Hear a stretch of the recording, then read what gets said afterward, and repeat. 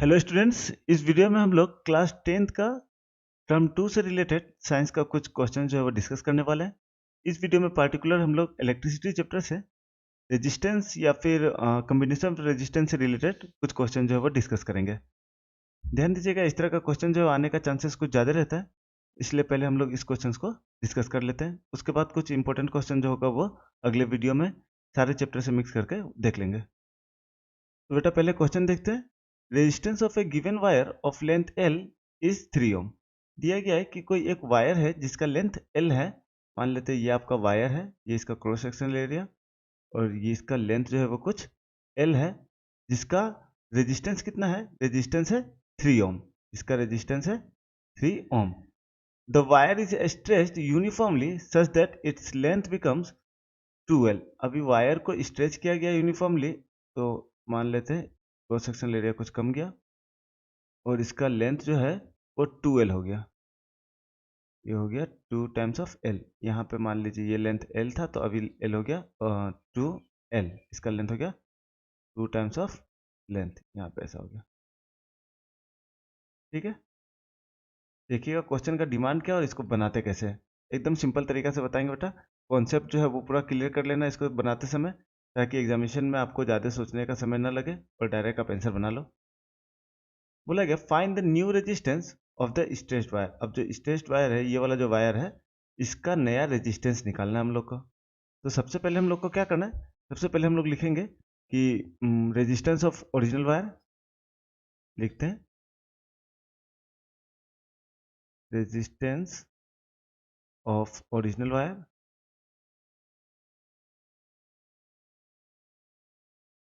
ये हमारा है बेटा 3 ओम।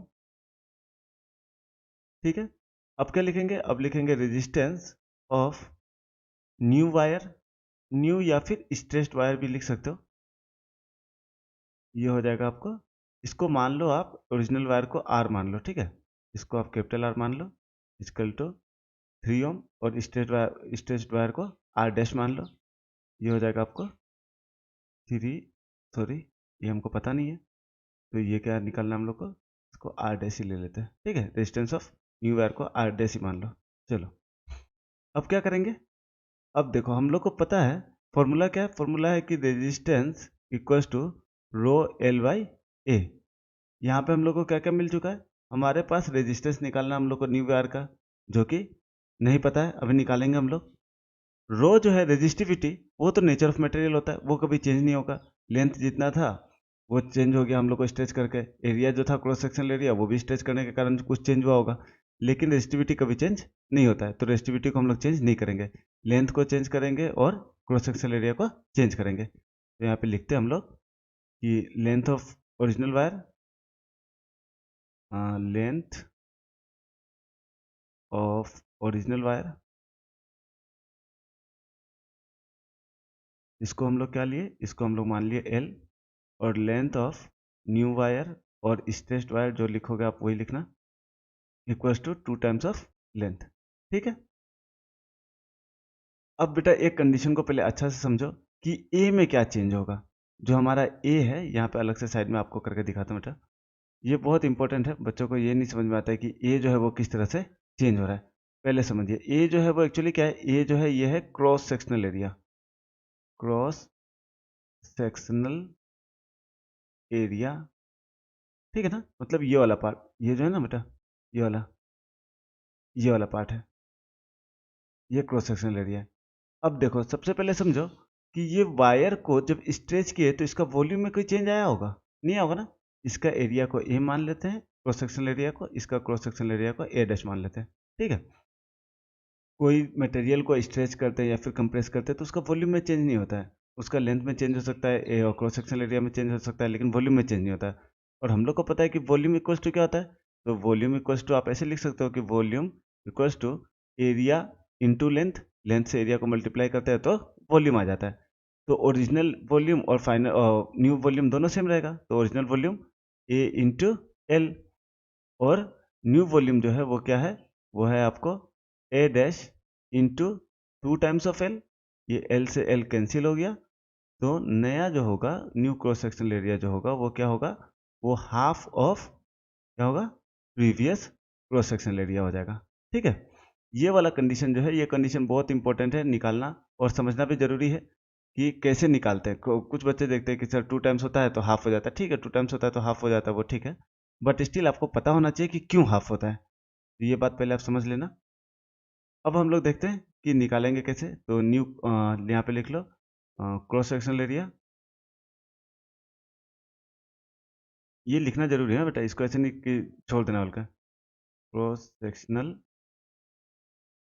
Area of original wire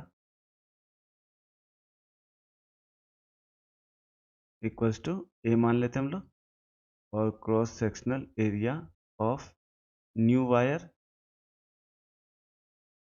equals to A dash ले लेते हैं। अब देखिए, अब देखते हैं कि रेजिस्टेंस ऑफ न्यू वायर क्या हो जाएगा। Now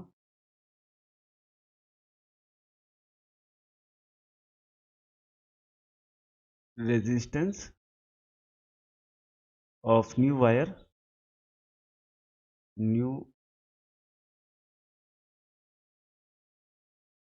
wire equals to, comma देता हूँ, यहाँ लिखो R equals to rho L by ए।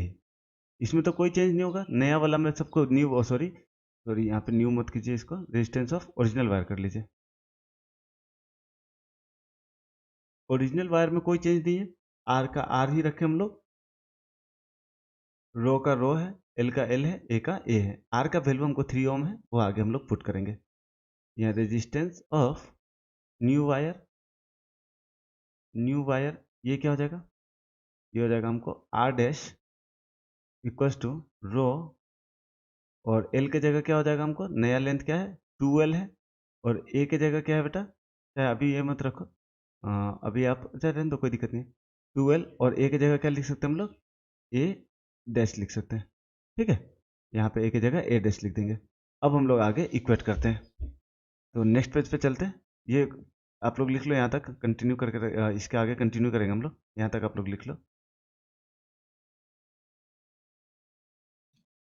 या चलो यहीं से स्टार्ट करते हैं। यहाँ पे क्या करेंगे बेटा, अभी हम लोग करेंगे इक्वेटिंग, इसको इक्वेशन 1 मान लो, इसको इक्वेशन 2 मान लो। लिखते हैं इक्वेटिंग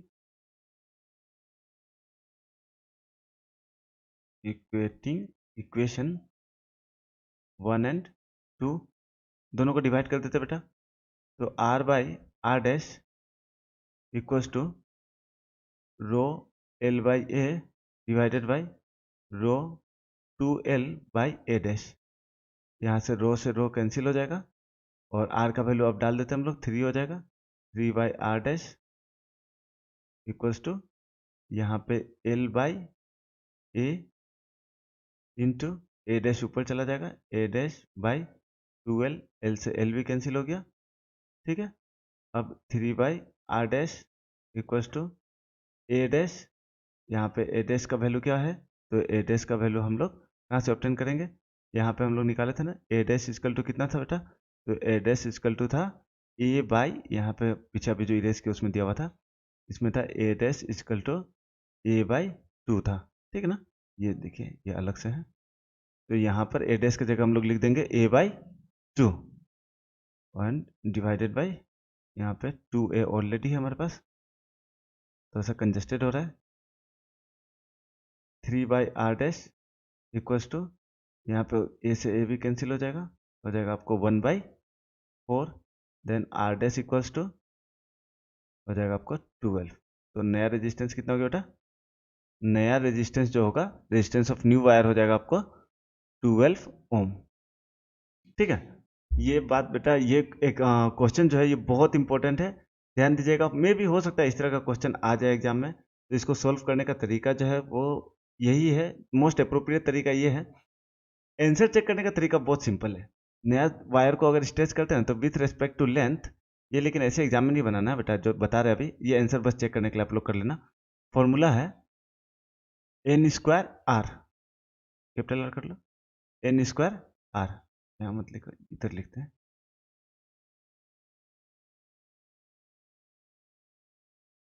लिखो R dash equals to n square R. N जो है वो लेंथ के साथ जो हम लोग इक्वेशन कर रहे हैं ना, लेंथ को जो हम लोग स्ट्रेच कर रहे हैं, सॉरी, वो कितना टाइम्स स्ट्रेच किए वो लिखना है यहाँ पे, और आर का वैल्यू को डालना है। तो आपको नया रेजिस्टेंस आ जाएगा। जैसे अभी हम लोग क्या कि लेंथ को 2 गुना कर दिए, तो एन के जगह क्या कर देंगे, एन के जगह 2 लेंगे, 2 स्क्वायर इंटू रेजिस्टेंस जो था हमारा ओरिजिनल वो 3 था, 2 2 जा 4 इंटू 3, तो 12 ओम। आंसर तो बेटा ऐसे भी आ जाता है, ठीक है, लेकिन ऐसे हम लोग एग्जाम में नहीं करेंगे, हम लोग को ऐसे सिखाया नहीं गया है। ऐसे हम लोग बेटा सॉल्व नहीं करेंगे, बट स्टिल हम लोग को इतना समझना है कि अगर आंसर आ रहा है आपका, तो आंसर को कम से कम हम लोग साइड से ऐसे दिमाग लगा करके चेक कर सकते हैं कि आपका आंसर सही आया है कि नहीं। इतना लंबा क्वेश्चन आप इतना सॉल्व किए और लास्ट में आपको पता ही नहीं चल रहा है कि आपका आंसर सही है कि नहीं। तो पहले आप पता लगा लो कि आंसर क्या आने वाला है आपका। आंसर क्या होगा, अगर मान लो लेंथ को हाफ कर दिया गया है, हाफ कर दिया गया है, तो यहाँ पे एन की जगह क्या ले लेंगे, 1/2 उसका होल स्क्वायर और into what ever your resistance is given. जो रेजिस्टेंस आपको दिया रहेगा उसको 1/2 का होल स्क्वायर से मल्टीप्लाई कर दो, आपको आंसर आ जाएगा। तो ये चेक करते समय आपको सिर्फ यूज करना है ये वाला फॉर्मूला, लिख लो R dash equals to n square R. R dash जो है वो new resistance of the wire हो जाएगा, एन स्क्वायर जो है वो लेंथ जो हम लोग डबल कर ले या फिर हाफ कर रहे हैं वो हो जाएगा, और आपको आर जो है, आर हो जाएगा ये रेजिस्टेंस ऑफ ओरिजिनल वायर या फिर गिवन वायर। ठीक है, तो प्रैक्टिस कर लीजिए ऐसा क्वेश्चन, इस तरह का क्वेश्चन और भी मिल जाएगा आप लोगों को, देख लीजिएगा। आप लोग खुद भी बना सकते हो, यहाँ पे रेजिस्टेंस का वैल्यू को चेंज कर देना, एल का वैल्यू को चेंज करके खुद से ट्राई करो एक बार, बन जाएगा। देखते बेटा, अब नेक्स्ट क्वेश्चन देखते हैं। तो नेक्स्ट क्वेश्चन ये है, क्या है क्वेश्चन, देखिए बोला गया है टू वायर्स, दिया है कि two wires of the same metal have the same area of cross section but their lengths are in the ratio 3:1। Okay, यहाँ पे लेंथ का रेशियो दिया हुआ है 3:1। वायर का मेटल भी सेम है और इसका क्रॉस सेक्शन एरिया भी सेम है। मान लो ऐसा है कि ये दो मेटेलिक वायर है, मटेरियल भी सेम है, क्रॉस सेक्शनल एरिया भी सेम सेम है, लेकिन वायर का लेंथ का रेशियो अलग अलग है। तो इसका लेंथ को 3:1 है, तो इसको एक को 3L मान लेते हैं और एक को L मान लेते हैं। एलजेब्रा में करते थे हम लोग कि 3x और x मान लेते थे, वैसे इसका लेंथ को हम लोग क्या मान लेंगे, लेंथ ऑफ, यहाँ पे लिखते हैं let the length of first wire B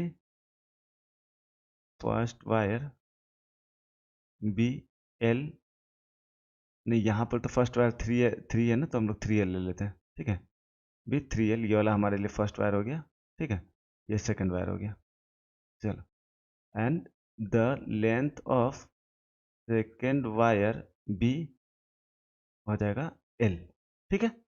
अब बोला गया what should be the ratio of current flowing through them respectively when the same potential difference is applied across each of their length. अब बोला गया है कि अगर दोनों के थ्रू अगर सेम पोटेंशियल डिफरेंस का मतलब V का वैल्यू सेम वाला यहाँ से पावर सप्लाई किया जाए, तो दोनों के बीच से कितना का रेशियो में क्या होगा, करंट फ्लो करेगा। तो ऐसा क्वेश्चन भी शायद आप नहीं बनाए होंगे अभी तक, तो देख लीजिएगा इसको बनाते कैसे हैं। यहाँ पे V का वैल्यू दोनों में क्या होगा, सेम होगा।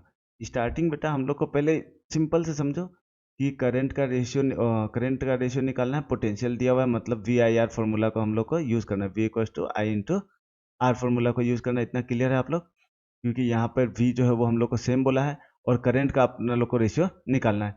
तो यहाँ पे रेजिस्टेंस ऑफ, यहाँ पे इसका रेजिस्टेंस को एक का हम लोग R1 मान लेंगे और एक का रेजिस्टेंस को R2। तो पहले R1 और R2 का रेशियो निकालना पड़ेगा यहाँ पे, इसके लिए समझ रहे हो, हम लोग को क्या करना पड़ेगा, हम लोग को R1 और R2 निकालना पड़ेगा, दोनों का रेजिस्टेंस निकालना पड़ेगा।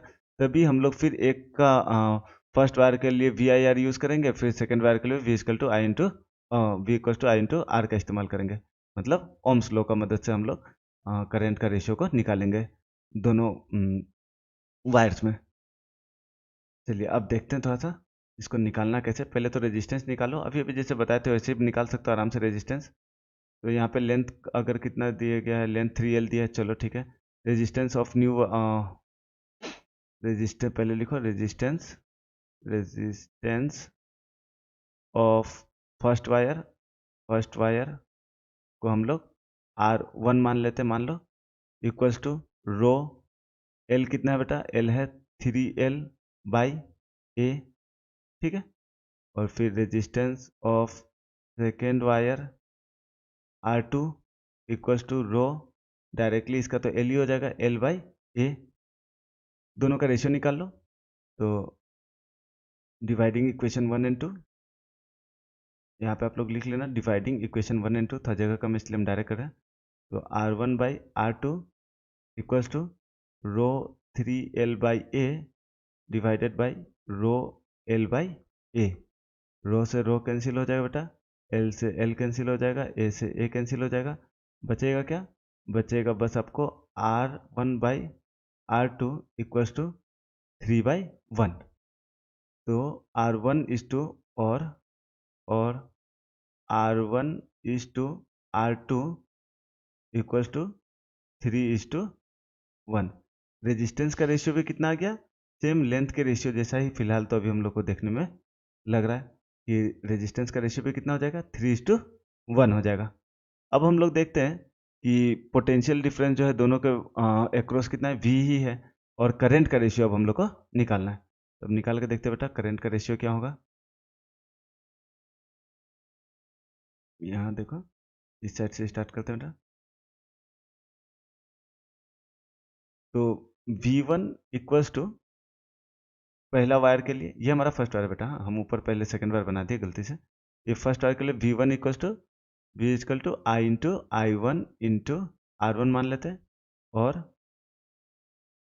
V2 equals to I2 into R2। ठीक है, तो V1 by V2 equals to I1 into R1 by I2 into R2। ठीक है, अब अपने लोग को क्या है? हम लोग को दिया हुआ है कि V1 और V2 सेम है। क्यों? क्योंकि क्वेश्चन में दिया हुआ था when the same potential difference is applied. तो सेम जब पोटेंशियल डिफरेंस है बेटा, तो क्या हो जाएगा? V1 और V2 कैंसिल हो जाएगा। ठीक है, ये पूरा कैंसिल होगा, V1 और V2 कैंसिल हो जाएगा। तो क्या हो जाएगा यहाँ पे? यहाँ पे हो जाएगा रेशियो जो होगा वो देख लो, यहाँ पे I1 upon I2 into R1 R2 का क्या था बेटा?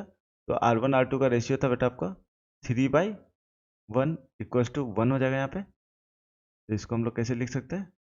इसको लिख सकते हैं हम लोग, और I1 by I2 equals to यहाँ पे 1/3 और 1:3।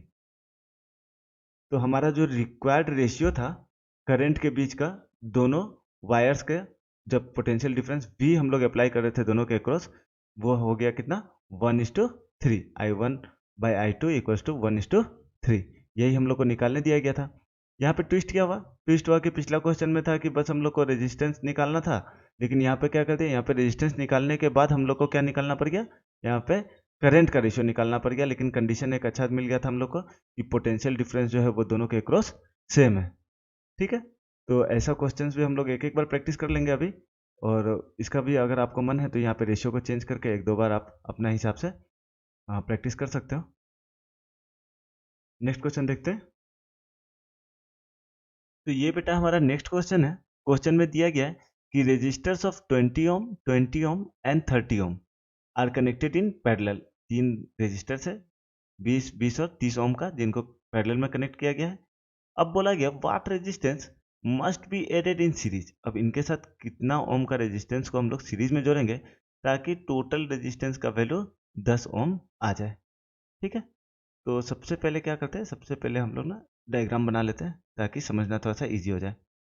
तो तीन को पैरेलल में पहले जोड़ते हैं हम लोग। मान लो ये ऐसे स्टार्ट हुआ, ये पहला हो गया आपका, ये दूसरा है,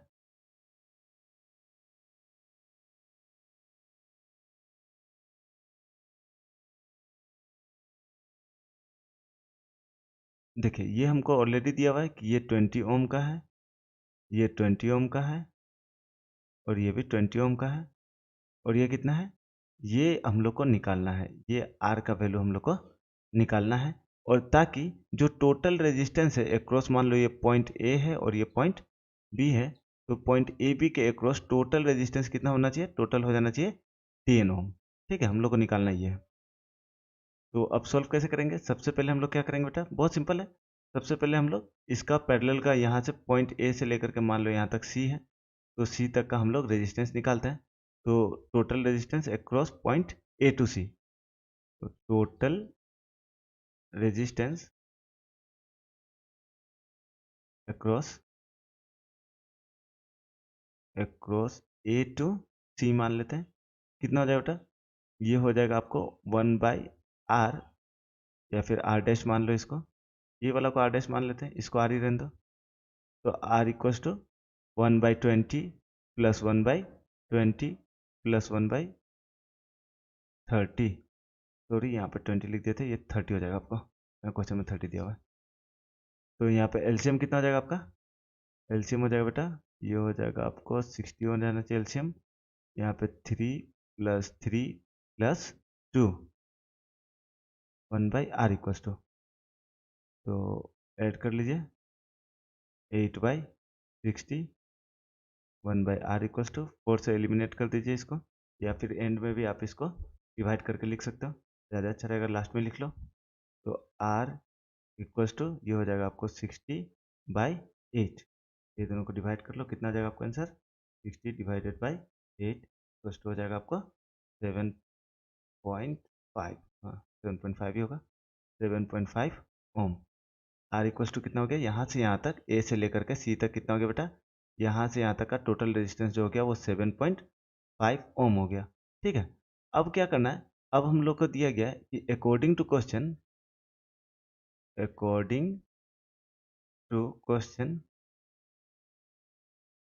क्वेश्चन के आधार पर हम लोग को दिया है कि 7.5 ohm plus R dash equals to कितना होना चाहिए? ये होना चाहिए हम लोग को 10 ओम, ये होना चाहिए 10 ओम, इतना के बराबर, ये दिया ना। तो आर डैश इक्वल्स टू कितना हो जाएगा बेटा? सिंपल है, इसको 10 माइनस 7.5 कर देंगे तो आ जाएगा आपको 2.5। आर डैश इक्वल्स टू 2.5 ओम। बस, क्योंकि यहाँ पे देख लो ये ऐसे कर दिया, क्योंकि यहाँ पे क्या है, आगे जो बोला है वो सीरीज में बोला ना कि जो रेजिस्टेंस को हम लोग ऐड करेंगे वो कैसे होना चाहिए? Must be added in series, ये सीरीज में ऐड होना चाहिए। तो यहाँ पे पैरेलल के बाद हम लोग आगे कनेक्शन को सीरीज में रखे थे ये वाला। तो जो हमारा रिक्वायर्ड टोटल रेजिस्टेंस जो होगा वो डायरेक्ट इंटीग्रल सम होगा, वहाँ पे हम लोग रेसिप्रोकल सम का इस्तेमाल नहीं करेंगे, तो यहाँ पे डायरेक्टली इंटीग्रल सम का ही यूज़ कर रहे हैं। ठीक है, तो ऐसे करके हम लोग इस क्वेश्चन को भी सॉल्व कर लिया आसानी से। देखो बेटा, ज़्यादा हार्ड क्वेश्चंस जो है वो प्रैक्टिस करना है, लेकिन उसमें घुस नहीं जाना अंदर की एग्जामिनेशन हॉल में, ऐसा हो जाए कि बाद में तुमको हार्ड क्वेश्चन में तुम जा करके और परेशान हो गया, फिर तुम लिख भी नहीं पाया। तो ये बेटा हमारा नेक्स्ट क्वेश्चन है। क्वेश्चन में देखो ये डायग्राम हम लोग को ऑलरेडी दिया हुआ है। आगे हम लोग को क्वेश्चन में पूछा है कि find the equivalent resistance and total current flowing in the circuit. पहले तो हम लोग को इक्विवेलेंट रेजिस्टेंस निकालना है। इक्विवेलेंट रेजिस्टेंस मतलब ये दिया गया जो हमारा सेटअप है, ये पूरा सेटअप के अंदर जो होगा, ये यहाँ पर R1 R2 और R3 पूरा जो है ये सर्किट में सारा सर्किट का जो रेजिस्टेंस है ये सब का सम जो होगा, या फिर टोटल जो रेजिस्टेंस होगा सर्किट का वो कितना है वो हम लोग को पता लगाना है। तो आप लोग पता होगा इसको कैसे सॉल्व करते हैं। पहले एक बेसिक सा बात समझाते हैं आप लोग को। देखो, जहाँ पर भी रजिस्टर में सर्किट में हम लोग को जहाँ पर भी जंक्शन देखने को मिल रहा है, यहाँ पे जो ये दो जंक्शन देखने को मिल रहा है, रेड कर दिया इसको, ब्लैक था, ये जो जंक्शन है, जंक्शन से क्या होता है कि जंक्शन से करंट जो होता है बेटा वो डिस्ट्रीब्यूट हो जाता है। ठीक है, यहाँ से करंट जो होगा वो डिस्ट्रीब्यूट होगा, दो डायरेक्शन में निकलेगा करंट। और दूसरा चीज है कि जहाँ जहाँ जंक्शन से दो वायर हम लोग को जाता हुआ दिखाई देगा, चाहे करंट का दो डायरेक्शन में फ्लो दिखाई देता होता हुआ दिखाई देगा, तो और उसके बाद अगर रेजिस्टेंस भी रास्ता में मिल रहा है, रेजिस्टेंस भी रास्ता में दो मिल रहा है, तो समझ जाना है कि दोनों क्या है, दोनों पैरेलल में है। या हर बार आपको इस तरह का डायग्राम नहीं मिलेगा, ऐसा नहीं सोचना है कि हर बार ऐसा डायग्राम मिल जाए एनसीईआरटी बुक जैसा और बोले कि सर ऐसा तो डायग्राम था नहीं, तो रेजिस्टेंस में कि सीरीज में पता नहीं चला। देखो यहाँ पर भी इस पॉइंट से दो करंट निकल रहा है, यहाँ से ऐसे फ्लो कर रहा है। ठीक है, और यहाँ पे ये एक रेजिस्टेंस के थ्रू होके गया और दूसरा इस रेजिस्टेंस के थ्रू होके गया, तो दोनों पैरेलल हो गया। वैसे ही अगर ये जंक्शन से, ये वाला जंक्शन से, मान लो इसको ए मान लो, इसको बी मान लो जंक्शन को, अगर जंक्शन ए से अगर करंट जो है वो डिस्ट्रीब्यूट होकर के इस डायरेक्शन में गया, रेजिस्टेंस R3 के थ्रू होते हुए यहाँ पे जंक्शन बी पे पहुंच गया, और जंक्शन ए से फिर ये जाते हुए यहाँ पे बी पे पहुंचा, फिर ये करंट जो है टोटल करंट इधर से ऐसा होते हुए इधर चला जाएगा। ये पॉजिटिव टर्मिनल है तो करंट इधर से फ्लो किया। ठीक है, तो यहाँ पे देखो एक जंक्शन पे एक जंक्शन से दो करंट निकला और फिर अगला जंक्शन पे दोनों करंट जो है वो आकर के मीट भी कर गया। बात समझो थोड़ा सा। तो ऐसा कंडीशन में जो बीच का जो दो रेजिस्टेंस होगा I1 और I2 में दो दो रेजिस्टेंस R1 R2 होगा, तो वो दोनों रेजिस्टेंस क्या होगा, वो दोनों रेजिस्टेंस आपस में बेटा हमेशा पैरेलल ही रहेगा, भले ही डायग्राम कैसा भी आरा तिरछा टेढ़ा बेका क्यों ना बना दे। ठीक है, पहले ये समझो। अगर समझ में आ गया है तो अब सॉल्यूशन करना चालू करते हैं। दूसरा चीज एक और देख लो, यहाँ पर ये जो जंक्शन ए और बी है, यहाँ बी से कोई दूसरा रेजिस्टेंस हम लोग को दिखाई नहीं दे रहा है, बी के आगे सीधा ये आकर के तुमको वोल्टेज पे आकर के या फिर सोर्स पे आकर के कनेक्ट हो गया है। लेकिन ए जो है वो सोर्स में कनेक्ट होने से पहले एक और रेजिस्टेंस यहाँ पे जुड़ गया है जो कि R1 है हमारा। ठीक है, तो ये जो है ये पैरेलल के साथ किस में आ गया, ये नेक्स्ट जो होगा वो सीरीज में हो जाएगा। इसको एकदम सिंपल वे में अगर आप लोग का हिसाब से बनाना है तो इसको ऐसे पहले बनाओ, उसके बाद इसको ऐसे करके ऐसे बना लो। अब तुम लोग को समझने में आसान हो जाएगा थोड़ा। ये यहाँ पे देखो, ये आपका R1 है जो कि इस पैरेलल कॉम्बिनेशन के साथ सीरीज में जुड़ा हुआ है। ये आपका एक R2 मान लो और एक R3 मान लो, क्योंकि दोनों सीरीज में ही है, और सॉरी पैरेलल में ही है, तो इसमें कोई दिक्कत नहीं है। इस तरह से हम लोग को पहले डायग्राम समझ लेना है, अब तो बनाने में कोई दिक्कत नहीं होना चाहिए आप लोग को। चलो इसको पहले सॉल्व करते हैं हम लोग। ये पहले इतना का पॉइंट ए से बी तक का देखो कि resistance across point A to B, या फिर जंक्शन ए टू बी लिख लो, पॉइंट भी चलेगा कोई दिक्कत नहीं, पॉइंट ए टू बी। तो इसको रेजिस्टेंस को हम लोग मान लेते हैं आर डैश मान लेते हैं, ये टोटल को यहाँ से यहाँ तक का रेजिस्टेंस को हम लोग इसका रेजिस्टेंस को आर डैश मान लेते हैं। तो 1/r dash equals to 1/20 plus 1/10। ये हो जाएगा बेटा कितना, 20 एलसीएम हो जाएगा, 1 + 2 1/r डैश, तो आर डैश इक्वल टू 20/3 ओम। चलेगा, इसको ऐसे ही रखते हैं, अभी एलिमिनेट नहीं करते। आगे क्या बोला हम लोग को, आगे बोला गया है कि ये वाला रेजिस्टेंस को भी हम लोग ऐड करना है। क्यों, क्योंकि इक्विवेलेंट रेजिस्टेंस पूछा है, तो इक्विवेलेंट रेजिस्टेंस के लिए क्या हो जाएगा, तो total R equals to R dash, ये डैश था बेटा, आर डैश प्लस R1, तो कितना हो जाएगा, ये 1 है हाँ, तो हो जाएगा आपको R में कितना था, यहाँ पे आया आपको 20/3 प्लस R1 कितना है 30, तो 30/1 कर लेते हैं इसको, ये आ जाएगा आपको 20 प्लस 90/3 हो जाएगा। एलसीएम कर लेना बेटा, डायरेक्ट कर रहे हैं। यहाँ पे हो जाएगा आपको 110/3, जो कि हो जाएगा आपको डिवाइड कर लो 3 और 3 जा 9, फिर बच गया आपको कितना 2 बचा, 3 6 जा 18.36 जा 18 चला जाएगा 667 ओम मान लो, 36.67 ओम आ गया आपको। ठीक है, जो टोटल रेजिस्टेंस होगा वो अप्रोक्सीमेट इतना ओम हो जाएगा आपको। ठीक है, एक बार देख लो इसको कैलकुलेट करके सही आ रहा है कि नहीं। इसको 110 डिवाइडेड बाई 3 इक्वल्स टू, ठीक है 36.67 ओम ही होगा, अप्रोक्सीमेट में है। अब बोले total current flowing in the circuit, circuit में टोटल करंट कितना फ्लो होगा, तो करंट आई इक्वल टू क्या हो जाता है, आई इक्वल टू हो जाएगा आपको V/R। ठीक है, तो आई कितना है, आई तो निकालना है, V कितना है, V जो है 40 दिया हुआ है, यहाँ पे दिया ना बेटा 40, तो ये हो जाएगा आपको 40 डिवाइडेड बाई, यहाँ पे ये वाला वैल्यू को यूज़ नहीं करते, इसको यूज़ करते हैं, कैलकुलेशन थोड़ा इजी हो जाएगा। ये हो जाएगा आपको कितना 110/3, इसको हम लोग ऐसे लिख सकते हैं कि I इक्वल्स टू 40 × 3/110, तो हो जाएगा 120/110, इसको काट दो बेटा, तो ये हो जाएगा आपको 12/11, तो 12/11 कर लो, कितना हो जाएगा अप्रोक्सीमेट 1 के आसपास आएगा, 1.09 लगभग इतना एम्पियर का करंट जो है वो इस सर्किट के थ्रू फ्लो कर रहा होगा। ठीक है, अब नेक्स्ट में बोला गया है कि find the voltage and the current across each resistance in the circuit. अब कहानी चालू हो रहा है कि वोल्टेज निकालना है हर एक रेजिस्टेंस के थ्रू, और क्या निकालना है, और निकालना है हम लोग को करंट, वोल्टेज और करंट सारे रेजिस्टर के थ्रू। तो इसको पहले आप लोग पॉज करके ये स्क्रीनशॉट ले लो, या फिर लिख लो आप कॉपी में। अब फिर हम लोग दोबारा से स्टार्ट करने वाले, पूरा इरेज कर देते हैं। लिख लिए? चलो, हमारा क्वेश्चन का जो नेक्स्ट पार्ट है उसमें पूछा गया है कि find the voltage and current across each resistance in the circuit. दिया गया हर एक रेजिस्टेंस में सर्किट का हम लोग को पता लगाना है कि वोल्टेज कितना है और करंट कितना है। तो सबसे पहले हम लोग देखते हैं बेटा, जो हमारा टोटल करंट आया था, जो आई आया था अक्रॉस द सर्किट, वो कितना था हमारा? वो था हमारा 12/11 एम्पियर, और इसी को हम लोग लिख दिए थे 1.09। ठीक है, ये अप्रोक्सीमेट वैल्यू है। तो जब कैलकुलेशन करेंगे तो कोशिश करेंगे कि ये वाला वैल्यू को 12/11 को ही हम लोग यूज करें।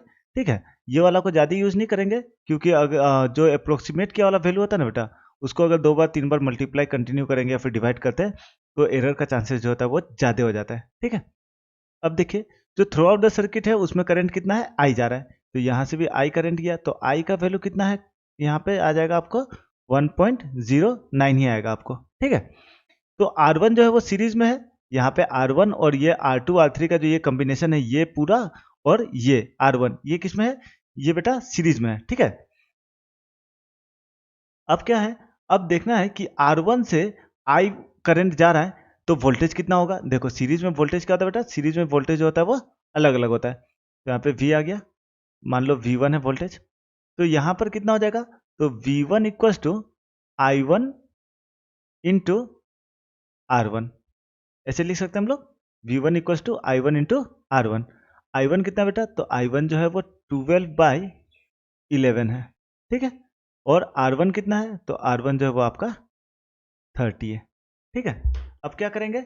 अब हम लोग इसको मल्टीप्लाई कर लेते हैं। मल्टीप्लाई करेंगे तो कितना है बेटा? ये आ जाएगा आपको 360 डिवाइडेड बाई 11। ठीक है, इसको हम लोग क्या करेंगे? इसको फिर हम लोग डिवाइड कर लेते हैं। डिवाइड करके कितना आ जाएगा इसका आंसर? इसका आंसर आएगा आपको अप्रोक्सीमेट, इसका आ जाएगा 32.727। इसको अगर हम लोग अप्रोक्सीमेट करते हैं तो ये आ जाएगा लगभग 32.73 वोल्ट, इतना आप ले सकते हो। इसका वैल्यू है ये V1 का वैल्यू है, थोड़ा सा इधर ऊपर चला गया, ये V1 का वैल्यू है। ठीक है ना, और अब हम लोग क्या करेंगे?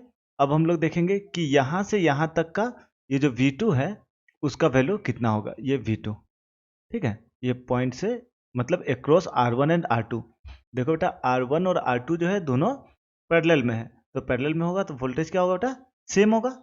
तो टोटल रेजिस्टेंस यहाँ पे कितना था? यहाँ पे जो टोटल रेजिस्टेंस था वो था हमको 20/3 ओम आया था, है ना। ये आया था हमको 20/3 ओम, मतलब R1 और R2 का जो टोटल रेजिस्टेंस था वो 20/3 था। करंट यहाँ से टोटल कितना फ्लो कर रहा है? देखो बेटा, क्या होता है कि यहाँ से आई जो करंट किया ना, ये आई ऐसे गया, यहाँ से आई डिस्ट्रीब्यूट हुआ, I1 में चला गया और I2 में चला गया मान लो। लेकिन टोटल करंट कितना के सम के बराबर होगा? वो आई के सम के बराबर ही होगा।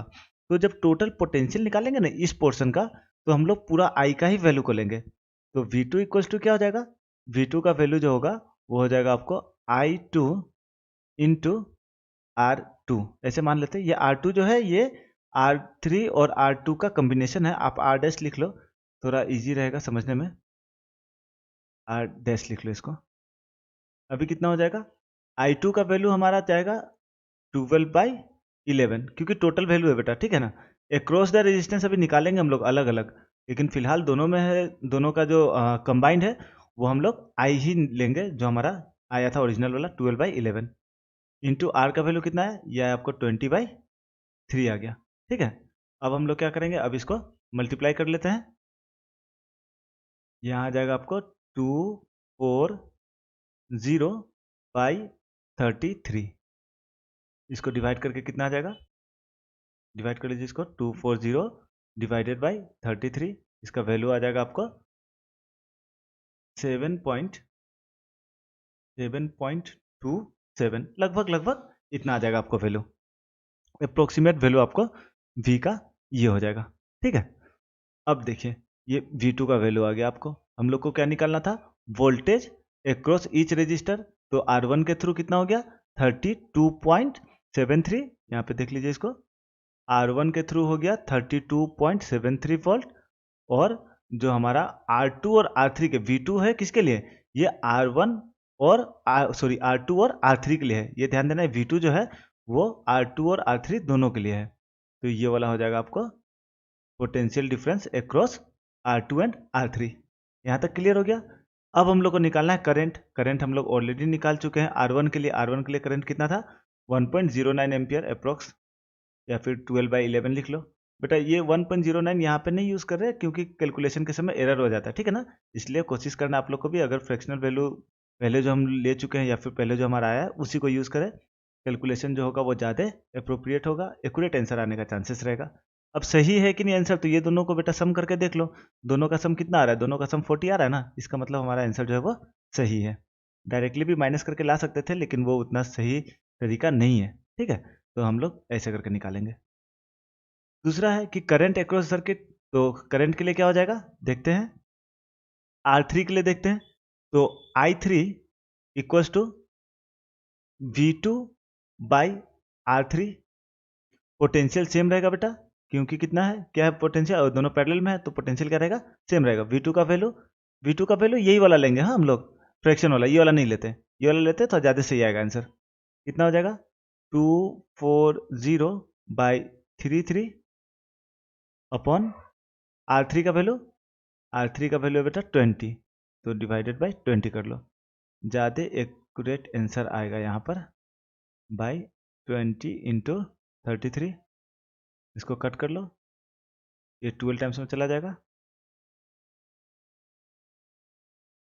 और ये बेटा आ जाएगा आपका 11 टाइम्स में, तो हो जाएगा आपका 4/11, ठीक है। इसका वैल्यू हमको कितना आ जाएगा, इसका वैल्यू आएगा आपको लगभग 0.36 एम्पियर। अप्रोक्सीमेट वैल्यू I3 का ये हो जाएगा, ठीक है। I3 का वैल्यू यहाँ पे लिख लेते हैं, अब इसको इरेज करना पड़ेगा इसलिए लिख दे रहा हूँ। I3 का वैल्यू जो होगा वो हो जाएगा आपको, हो जाएगा 0.36 एम्पियर, जो कि क्या होगा, जो कि एक्रॉस R3 होगा। मतलब यहाँ पर जो जा रहा है, यहाँ से इसको कलर चेंज करके बताता था। यहाँ से देखो, ये R3 से जो जा रहा है बेटा, ये वाला यहाँ से जो करंट जा रहा है, ये करंट I3 है और इसका वैल्यू कितना आया है 0.36 एम्पियर आया है, ठीक है। अब हम लोग I2 का निकाल लेते हैं, ये I2 से कितना जा रहा है, तो इसको इरेज कर देते हैं, इसको नोट डाउन कर लीजिए आप लोग। हो गया, चलिए तो इरेज करते हैं।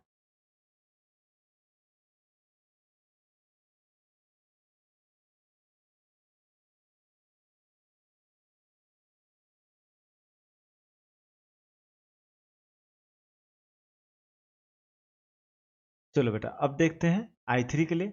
I3 का वैल्यू क्या आता है, I3 नहीं सॉरी I2 के लिए देखते हैं। अब I2 इक्वल्स टू क्या हो जाएगा, पोटेंशियल सेम रहेगा V2 बाई, यहाँ पे हो जाएगा R2, ठीक है। तो V2 कितना आया बेटा, V2 जो है वो हमारा है, यहाँ से फिर यही वाला लेंगे 240 बाई 33। उसके बाद क्या करेंगे, R2 का वैल्यू को डिवाइड कर देंगे, यहाँ पे डिवाइडेड बाई R2 कितना बेटा, R2 है 10। तो डायरेक्टली यहाँ पे आप देख सकते हो ये दोनों को तो काट देंगे, कितना बच जाएगा हमारा, तो यहाँ पे आ जाएगा हमको 24 डिवाइडेड बाई 33 आ जाएगा, 24 डिवाइडेड बाई 33। तो इसका वैल्यू हमको अप्रोक्सीमेट आ जाएगा 0.727 के आसपास है, इतना एम्पियर, जो कि आ जाएगा 0.73 ले लेते हैं, इतना एम्पियर आ जाएगा। तो बेटा अभी आप लोग को चेक करने के लिए समझ जाना है कि चेक कैसे करना है। तो देखो अगर कोई करंट ऐसे जा रहा है और दो या फिर दो से अधिक पार्ट में ये क्या हो रहा है, डिवाइड हो रहा है, तो जो टोटल सम होगा ना बेटा, ये आई जो होगा वो किसके बराबर होगा, वो I1 प्लस I2 के बराबर होता है। तो यहाँ पे हमारा I2 और I3 था, तो ये I3 कितना बेटा, ये है 0.3, यहाँ लिख लो 0.3, और ये कितना था I2, 0.3 नहीं 0.36, और ये हो जाएगा 0.73। दोनों को ऐड कर लो, यहाँ पे 9 आ गया, यहाँ पे 10 आया, तो 0.1। ये टोटल जो करंट है वो जो मेन करंट था अक्रॉस द सर्किट उसके बराबर आ रहा है। मतलब यहाँ से जो करंट आ रहा था हमारा ये वाला लाइन से, ये रेजिस्टेंस 1 से होते हुए जो करंट आया उसका वैल्यू कितना था 1.09 था, और यहाँ पर जब डिस्ट्रीब्यूट हुआ तो ये वाला जगह पे ये कितना बन गया था, इसको क्वेश्चन के अकॉर्डिंग ही ले लेते हैं, समझने में ईजी होगा। I3 और I2, तो यहाँ पे I3 में आ गया था 0.36 एम्पियर, और यहाँ पे आ गया था हमको I2 में आ गया था 0.73 एम्पियर। ठीक है, तो ये दोनों का सम जो होता है वो इस करंट के बराबर होता है। ये किरचॉफ्स लॉ के थ्रू पता चलता है हम लोग को। तो बेटा ऐसे करके हम लोग चेक कर लेंगे जो करंट जा रहा है वो करंट कितना भाग में डिवाइड हुआ है, वो जितना में डिवाइड हुआ है वो सबका सम जो होगा वो मेन करंट के बराबर होना चाहिए या फिर करंट अक्रॉस द सर्किट के बराबर होना चाहिए। तो बेटा आशा करते हैं समझ में आ गया होगा। थोड़ा कॉम्प्लिकेटेड क्वेश्चन था, उतना भी कॉम्प्लिकेटेड नहीं था, बट स्टिल समझने के लिए जरूरी है कि स्टेप बाय स्टेप कैसे बनाना है, कहाँ पे गलती होगा, एरर होने का चांसेस कहाँ कहाँ है वो देख लेना है कि एक्यूरेट आंसर अप्रोप्रिएट आंसर कब आएगा। तो ध्यान देना है कि जो हम लोग का डेसिमल वाला वैल्यू जो होगा, जो फाइनल वैल्यू होगा, कोशिश करना है कि अगला इक्वेशन में अगर जरूरत पड़े तो उसका यूज नहीं करना है। जो उसका फ्रैक्शनल वैल्यू होता है उसका इस्तेमाल करेंगे ताकि एरर का जो चांस है वो बहुत कम हो जाए। ठीक है, और अगर आप लोग को इस वीडियो से कुछ वैल्यू मिला हो, कुछ नॉलेज मिला हो, अगर आपको अच्छा लगा वीडियो तो कमेंट कीजिएगा, लाइक कीजिएगा और चैनल को सब्सक्राइब कीजिएगा।